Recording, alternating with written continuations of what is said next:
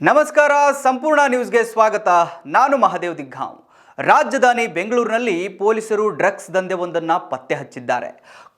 ಕೋಟಿ ಮೌಲ್ಯದ MDMA crystal drugs seize ಮಾಡಿದ್ದು, ಅಂತಾರಾಷ್ಟ್ರೀಯ ಮಟ್ಟದಿಂದ ಹಿಡಿದು ಬೆಂಗಳೂರಿನ ಗಲ್ಲಿಯವರೆಗೂ 3 ಲೇಯರ್ಗಳಲ್ಲಿ ಆಪರೇಟ್ ಆಗ್ತಿದ್ದ ಖತರ್ನಾಕ್ ಜಾಲವನ್ನು ಪೊಲೀಸರು ಭೇದಿಸಿ 8 ಜನ ಆರೋಪಿಗಳ ಹೆಡೆಮುರಿ ಕಟ್ಟಿದ್ದಾರೆ.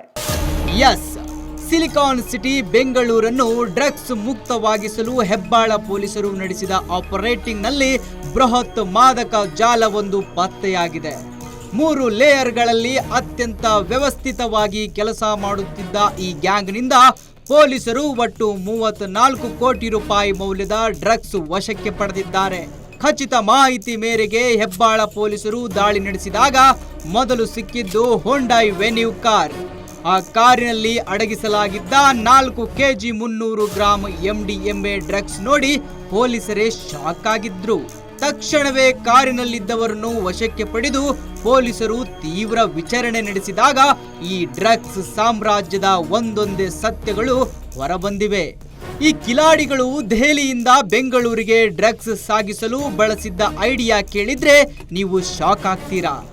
ದೆಹಲಿಯಿಂದ ರೈಲಿನಲ್ಲಿ ಯಾರಿಗೂ ಡೌಟ್ ಬರದಂತೆ ಸೀರೆಗಳು, ಐರನ್ ಮಾಡಲು ಬಳಸುವ ಟೇಬಲ್ಗಳು ಮತ್ತು ಚೇರುಗಳ ಒಳಗಡೆ ಈ MDMA ಕ್ರಿಸ್ಟಲ್ ಅನ್ನು ಸಾಗಿಸಲಾಗುತ್ತಿತ್ತು. ಮೇಲ್ನೋಟಕ್ಕೆ ಇದು ಸಾಮಾನ್ಯ ಗಿಫ್ಟ್ ಪ್ಯಾಕ್ ನಂತೆ ಕಾಣಿಸುತ್ತಿತ್ತು. ಹೀಗೆ ತಂದ ಡ್ರಗ್ಸ್ ಅನ್ನು ಬೆಂಗಳೂರಿನ ಹೆಬ್ಬಾಳಕ್ಕೆ ತಂದು ಸಪ್ಲೈ ಮಾಡಲಾಗುತ್ತಿತ್ತು. ದಾಳಿಯ ವೇಳೆ ಆರೋಪಿಗಳು ನೀಡಿದ ಸುಳಿವಿನ ಮೇರೆಗೆ ಹೆಬ್ಬಾಳ ಪೊಲೀಸರು ಸರ್ಜಾಪುರದಲ್ಲಿರುವ ಪೆಡ್ಲರ್ ಮನ್ಸೂರ್ ನಿವಾಸದ ಮೇಲೆ ದಾಳಿ ನಡೆಸಿದಾಗ ಅಲ್ಲಿ 10 kg ಡ್ರಗ್ಸ್ ಸಿಕ್ಕಿದೆ.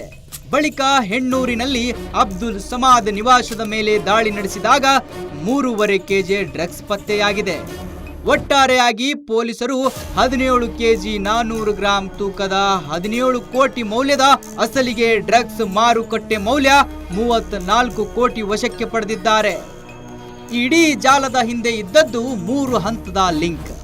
ಉತ್ತರ ಭಾರತ ವಿದೇಶದಿಂದ ನೇರವಾಗಿ ದೆಹಲಿಗೆ ಡ್ರಗ್ಸ್ ತರಿಸಿಕೊಳ್ಳಲಾಗುತ್ತಿತ್ತು.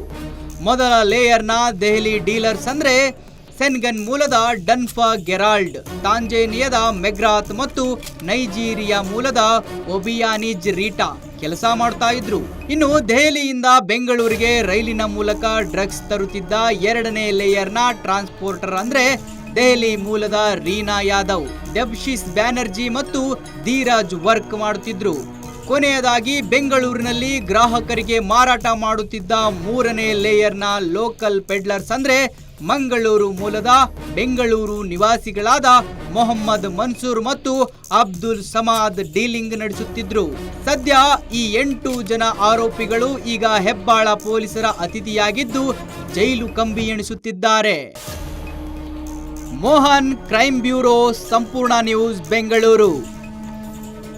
ಒಟ್ಟಾರೆ ನಗರವನ್ನು ಡ್ರಗ್ಸ್ ಮುಕ್ತ ಮಾಡಬೇಕು ಎಂದು ಪೊಲೀಸರು ನಿರಂತರ ಕಾರ್ಯಾಚರಣೆ ನಡೆಸಿದ್ರೂ ಸಹ ಬೇರೆ ರೀತಿಯಲ್ಲಿ ಮಾದಕ ಜಗತ್ತು ವಿಸ್ತಾರವಾಗ್ತಿದ್ದು, ಇದು ಎಲ್ಲದಕ್ಕೂ ಯಾವಾಗ ಬ್ರೇಕ್ ಬೀಳುತ್ತೆ ಅನ್ನೋದನ್ನ ಕಾದು ನೋಡಬೇಕು.